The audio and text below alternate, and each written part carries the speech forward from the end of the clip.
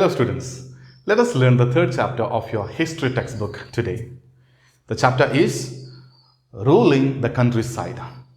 In the last chapter, we learned how the British established their power and expanded their control over Indian territories. In this chapter, we will deal with the administration of the British in India and learn how they ruled or governed the countryside or the villages. Of course, for governing any region, it needs the power. And that power British got after the Battle of Buxar. The company becomes Diwan. After the Battle of Buxar in 1764, the East India Company appointed residents in Indian states. Who are these residents? Residents were the political or commercial agents of the British, and their job was to serve and support the interest of the company in an Indian court. Through them, the company interfered in the internal affairs of the Indian states.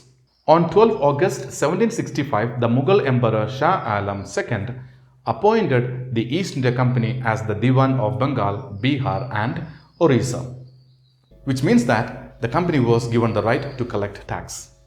As Diwan, the company became the chief financial administrator of the territory under its control. Which are those territories? Bengal, Bihar and Orissa. The company's control was limited to the cities earlier. Now, with this appointment as the Diwan of Bengal, Bihar and Orissa, its control was extended to the villages. In the villages, they controlled the agricultural production. As you know, the British East India Company was primarily a trading company whose main aim was to make maximum profit. So, they designed the agricultural production of the villages in their own way to meet their requirement from the farmers. Because the British, they did not want everything that was produced in India. They wanted specific products like cotton, silk, many such things, spices and all. And later on, they demanded something else, and that we will see in this chapter. So, they designed the agricultural production of the villages in their own way to meet their requirement from the farmers. But the company was very much aware of the possible threats to its authority. Who might be the people to pose as a big threat to this company? Definitely the kings and the nawabs who had the power earlier, and they had to be brought under their control, and that they ensured by different means. In this chapter, we will learn how the company came to colonize the villages, organized revenue resources, redefined the rights of the people and produced the crops that they wanted. Even though the company had become the Diwan of Bengal, Bihar and Orissa, it primarily considered itself as a trader whose aim was to make maximum profit. And for that, they designed everything in the villages. The company never made any proper system of calculation and collection of revenue or tax. It only increased the revenue as much as it could and bought cotton and silk as cheaply as possible because its primary aim was to trade with India and to make maximum profit. And company began to finance its trade using the revenue collected from the farmers of India, especially from these three territories like Bengal, Bihar and Orissa. This led to deep financial crisis in Bengal. Artisans were forced to sell their goods at low prices and farmers were unable to pay high taxes. So, the skilled manual laborers or the artisans could not produce anything. And of course, the agricultural production was also collapsed. And this led to a terrible famine in Bengal in 1770. It killed 10 million people in Bengal. The famine wiped out 1/3 of Bengal's population. You can say almost 1 crore people, they died. That famine was that severe because 1 crore people, they were killed. This made the British to think about themselves, their activities in Bengal, Bihar and Orissa, because agriculture was collapsed. So they had to do something. They felt that agriculture production had to be improved. How they could improve the agriculture production? To improve agriculture production, the company introduced a number of policies. The first one was introduced in 1793. It was permanent settlement. Let us see what this permanent settlement was. According to the terms of this settlement, the Rajas and the Talukdars are the tax collectors. At the time of Mughal rule, they were recognized as zamindars or landlords. They were in charge of collecting rent from the peasants or farmers and pay revenue to the company. The zamindars had to collect the rent from the farmers and they had to pay the revenue to the British. The amount to be paid to the British was fixed permanently. That is, it was not to be revised again in future. But remember, what could be collected from the farmers by the zamindars or the landlords was not fixed. What was to be paid to the British was fixed. With this, the British expected a regular flow of revenue to the company and thought it would encourage the zamindars to invest to increase the agriculture production. But permanent settlement did not prove to be a beneficial one for the British. Can you think of the reason why? Because the amount to be paid to the British was fixed and the amount to be collected from the farmers was not fixed. So zamindars could collect as much as money from the farmers and what is to be paid to the British was fixed. Which means zamindars will be getting more profit and British will be getting always the same amount. And that's why permanent settlement did not benefit the British. To increase the income, the British fixed a very high revenue. And so the zamindars failed to pay the revenue and those who failed to pay lost their zamindari. But by the early 1800s, the situation changed. Agriculture production increased because of the increase in the prices of agricultural goods. Farmers began to produce more because their goods got better price. This increased the income of the zamindars, but the British did not get any benefit as the revenue was fixed permanently. But farmers found this permanent settlement extremely difficult because they had to pay high rent to the zamindars. So they managed the money to pay this rent from moneylenders. That doubled their sufferings. The British realized that the permanent settlement was a failure. It did not benefit them. So they introduced another system which benefited them better. Holt Mackenzie, an Englishman, designed a new policy in the northwestern provinces of the Bengal presidency. Now these provinces are there in the state of Uttar Pradesh. The western part of Bengal presidency is the present days Uttar Pradesh. In this policy, Mackenzie said that village was an important social institution in the North Indian society. And he believed that villages needed to be looked after well there in the northwestern provinces of Bengal presidency. That is why he directed the collectors to go to every village, inspect the land, measure the fields and record the customs and the rights of different groups in that village, so that the British would get a clear idea about the villages and their possibility of generating revenue or tax. The estimated revenue of each plot that belonged to the farmer within a village was added up to calculate the revenue that each village or mahal had to pay. And this revenue that each village or mahal had to pay was revised periodically, not permanently fixed as it was done in the permanent settlement. The village head was in charge of collecting and paying the revenue to the company, not the zamindars. This system was known as Mahalwari settlement. Mahalwari settlement was practiced in North India. But in the southern part of the country, the system was not that different. A similar system was practiced in the South Indian territory, different from the permanent settlement. It was known as Rightward or Rightward System. In some areas of the Madras Presidency, this Rightward System was implemented by Captain Alexander Reed. The same system was further developed by Thomas Munro and gradually extended all over India. In the south, there were no traditional zamindars, and so Captain Reed and Thomas Munro thought that the settlement of revenue or the payment of revenue had to be made directly by the farmer or the cultivator, who were otherwise known as ryots. The land under every farmer or ryot was surveyed and fixed the revenue according to the land owned by every farmer. In Mahalwari system, the entire land of a mahal or a village was measured and the revenue to be paid was fixed. The village headman was responsible for collecting and paying the revenue to the British. This system was practiced in the northwestern provinces of Bengal presidency. It was devised by Holt Mackenzie. While in Rightward system, the land holding of every farmer is measured and a revenue was fixed. The farmer himself had to pay the revenue to the British directly. This system was devised by Captain Alexander Reed and further developed by Thomas Munro. It was practiced in the Madras Presidency and was gradually extended all over India. But this system was also not beneficial for the British because the greedy British officials fixed a very high revenue to increase the income from the land, and the peasants were unable to pay it. And they left the land they cultivated and settled somewhere in the interior part of villages. When the company got the right to collect revenue from the villages, it realized that the villages could also produce the crops they wanted to export to Britain or to Europe. The British used a variety of methods to expand the production of the crops they wanted, because Indian farmers, they produced different crops, but the British did not want all those. They wanted specific crops. So to expand the production of those crops, they used different methods.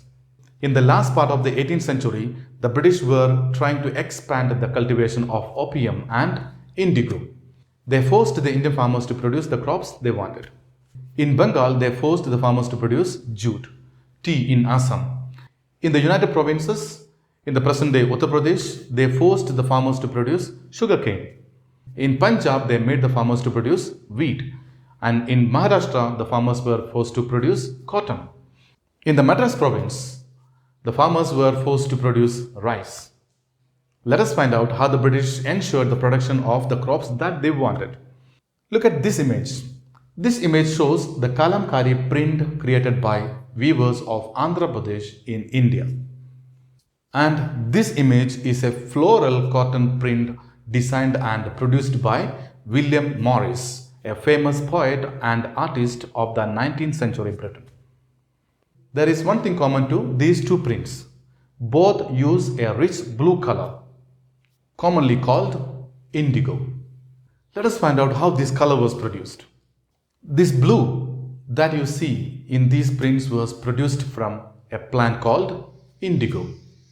The blue dye or the blue color that is used in this Morris print might have been obtained from Indian indigo farmers, because India was the biggest supplier of indigo in the world at that time. The most important reason why the British came for Indian indigo was because of its quality. The indigo grows well in tropics, that is, the part of the world between the Tropic of Cancer and Tropic of Capricorn. About this you will learn in your geography class. Since 13th century, Indian indigo was used by the cloth manufacturers of Italy, France and Britain to give color to the cloth. But very small amount of indigo reached the European markets, and so its price was very high. That is why the European cloth manufacturers used its substitutes such as wood to make violet and blue dyes or blue color. Wood is a plant of temperate zone, that is between the tropics and the polar region, and so it was easily available in Europe.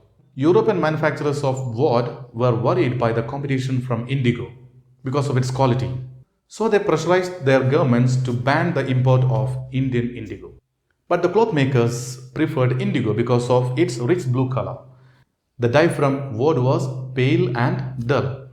By the 17th century, the European cloth producers forced their governments to relax the ban on indigo import, which means from India, indigo could be exported without any restrictions. By the 18th century, the demand of indigo increased because of the increased production of cloths. So the cloth dyers in Britain searched for new sources of indigo supply. By this time, the British East India Company had the control over the Indian territories, and they could decide what was to be produced by the Indian farmers. So they forced the Indian farmers to produce indigo in their farms. Bengal indigo began to dominate the world market in the last decade of 18th century. In 1788, about 30% of the indigo imported into Britain was from India, but by 1810, it went up to 95%. And now let us see how indigo was cultivated in India. Niche and Rati were the two ways in which indigo cultivated in India. Let us learn about these two systems of indigo production in India. In the niche system of cultivation, the planter produced indigo in lands that he directly controlled. Planter usually used to be an Englishman. He either bought the land or he rented it from other zamindars and produced indigo directly by employing hired laborers. But the planters could not find large area for cultivation because most of the fertile land was inhabited or used for the cultivation of other crops. Now let us see the problems with the niche cultivation. Expansion of the area under niche cultivation was very difficult because indigo could be cultivated only on fertile lands, and the lands were already densely populated, or they were used for the cultivation of other crops like rice, sugarcane, or any such other crop. Large area for cultivation of indigo was not available. Not only the land, but the labor was also not available because they were already employed in the cultivation of rice or any other crops. And that's why planters could not increase the area under niche cultivation. And the other way in which indigo was cultivated was Rightward System. Indigo on the land of the rights or the farmers. Under this system, the planters forced the rights or the farmers to sign an agreement.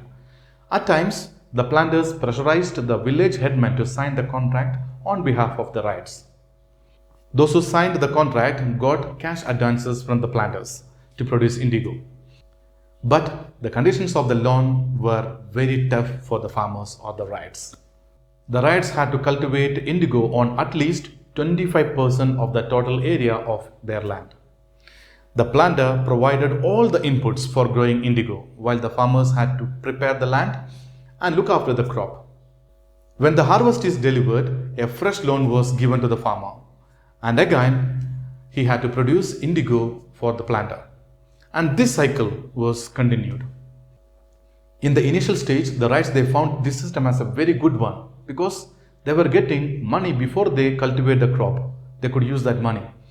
But later on, they began to realize that it was a trap because they were getting money before they cultivate, and they were forced to cultivate indigo the way how the British planters they were asking them to do. And moreover, they got very low price for the indigo they produced, and they were unable to grow other crops in their land. The other conditions of the agreement were that the farmers had to cultivate indigo in the most fertile part of their land. This reduced the quality of the soil because indigo plant had long roots, and that deprived the soil of its fertility. Which means once they cultivate indigo in their land, the land becomes unusable for other crops. And of course, the farmers are dissatisfied with this system. Definitely, one or the other way, in one or the other day, they'll be reacting against that. And that happened. A blue rebellion took place. Let's see about that. What is this blue rebellion? We call it a rebellion when people protest against something. And about this blue rebellion, protesting against the blue color. Is it so? No, it's not. Let us find out what it is. In March 1859, in Bengal, riots refused to grow indigo. They said they would no longer grow indigo in their land. This rebellion is connected with indigo, which is blue in color. That is why this rebellion is called Blue Rebellion. Let us find out what the riots they did in this rebellion. They refused to pay the rent to the planters. They attacked the indigo factories. They boycotted the people who worked for the planters. Gomastas, the paid servants of the planters who collected the rent from the farmers, they were beaten up. And they declared that they would not grow indigo in their lands. And what were the reasons for this rebellion? The main reason was the oppressive indigo system. The farmers were pressurized to grow indigo and they were not allowed to grow any other crop in their fertile soil. As I told you earlier, indigo plants had deep roots and that spoiled the fertility of the soil, which made their land barren and which made their land unusable for other crops.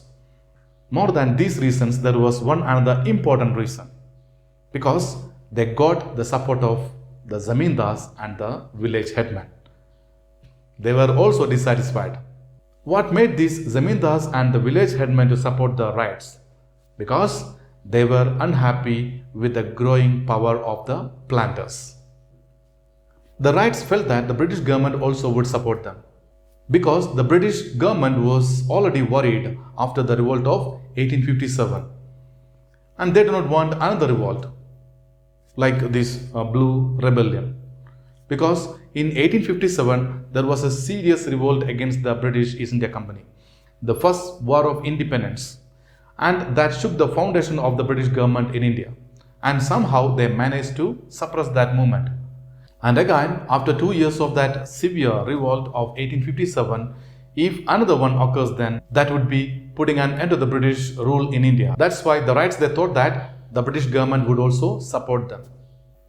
The British thought that the Blue Rebellion also might lead to another big revolt, and so they decided to stop it before it became uncontrollable. In order to understand the situation, the Lieutenant Governor visited the Indigo districts. The Wrights thought this gesture of the governor as the British government's support to their rebellion. The magistrate Ashley Eden issued a notice stating that the Wrights would not be compelled to accept Indigo contracts. And that also found as a very big support from the part of British government. And now let us look at the results of the rebellion. The intellectuals or the learned people from Calcutta rushed to the Indigo districts, and they wrote about the sufferings of the riots, the oppressive system of Indigo, and the cruelty of the planters. Army was called in to protect the planters from the riots.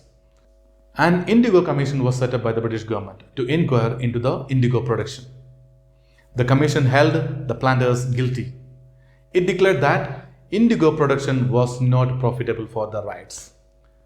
The commission asked the farmers to fulfill the existing contract with the planters. And later, if they wanted to cultivate indigo, they could sign the contract again. Otherwise, they could leave that.